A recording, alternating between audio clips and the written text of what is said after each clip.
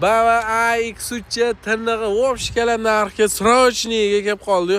30.500 ekan probeg. 2023-yil kraskasi toza ekan. Va haqiqiy nemis zborka. Nemis zborkasi $15.000. Xitoy zborkaga nisbatan qimmat yuradi, bilsangiz kerak. Faralari ham lazer faraladi.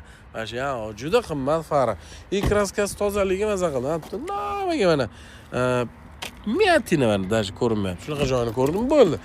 Shpon detallari, head-up display, barmoqda boshqaradigan jestlari, ko'rjilar holati ham tiniq. M Sporti 2023 kraskasi toza. Srochniga olgan odam maza qiladi. 560 zapas xud deyiladi.